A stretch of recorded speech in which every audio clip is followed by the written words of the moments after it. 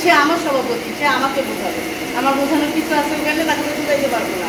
তার কোনো একজন সংবাদকর্মীর মাথা কিন্তু কাঁচা না, তারা কিন্তু সব কিছু আপনি কী বলবেন এটা তারা নিঃশ্বাসটা ফেলেই বুঝে নিতে পারে।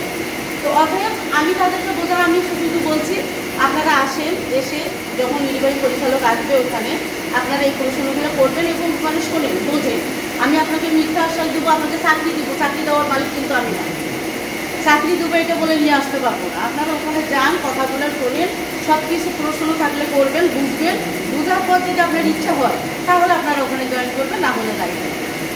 আর মোট কথা হচ্ছে অ্যাপস খুলে দেওয়ানো হয়েছে, আমাদের মিটিং হয়েছিল, সেই মিটিংয়ে অ্যাপস আমি কীভাবে ব্যবহার করব। বর্তমান আমাদের দেশে যে আন্দোলন শুরু হয়েছে, আমি একজন সমন্বয়কের মা, আমার ছেলে রংপুর জেলা স্কুলের রংপুরে হচ্ছে সমন্বয়কের মা হিসাবে আমি যে বাসায় ভাড়া ছিলাম সে বাসা পর্যন্ত আমাকে বের করে দেওয়া হয়েছে, তারা কেউ জীবনের রিস্ক নেবে না।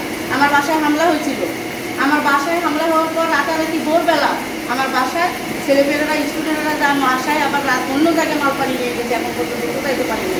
আবার আমরা রংপুরটা হচ্ছে আমার বড় বোনের ছেলে গুলিতে পুলিশের মারা যাওয়া, লাশ নিয়ে আসা, আমার ছেলের সমন্বয়ক, আমার মোবাইল আইডি কার্ড ব্যাংকের মানে সব কিছু হ্যাঁ, আমার কোনো কিছু নেই। আমি যে 10 টাকার জন্য এবং আমাকে জাহাজ কোম্পানিতে ঘেরাও করার পর বাসায় রেখে আসা 3 দিন রুম থেকে বের হতে পারিনি, তাহলে আমি কিছু সিচুয়েশনের মধ্যে এর মধ্যে আমি কীভাবে মানুষকে বোঝাবো ভাই।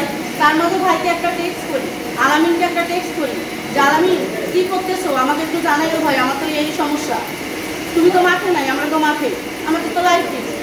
আমার এক সন্তান চলে যাওয়া, এক সন্তানের মা আমি, এবং আমি মানে সংবাদকর্মী, আমি এসেছি আমার উপর চতুর্পাশ থেকে হামলা, তাহলে আমি কীভাবে ভাই আপনাকে বোঝাইতে যাবো।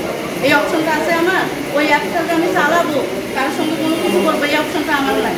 কিন্তু আমি থেমে থাকি না ইনশাআল্লাহ। আমি যত ঝড় যত কিছু ঘেরাও করে, তার কারণ রংপুর শহরে মুসি থেকে শুরু করি, মানের দোকান, ঝাড়ুদার, সবাই আসে আমাকে বাঁচাইছে। সবারই কথা ম্যাডামের গায়ে একটা আসো লাগানো যাবে। আমি বলছি আমি বেঁচে থাকতে গেলে আমি নিউজ এভাবেই করবো, আমি মাঠে থাকবো, পারলে তোমরা ঠেকে। যারা মাঠে থাকেনি তাদের এখন মূল্য নেই, তাদেরকে তো তারা চিনে গেছে, তাদের আমি পরিস্থিতির শিকার, যার কারণে নাটা আজকেই যে আমি কাজ করাবো, আমার তো সবাই সচেতন, এদেরকে তো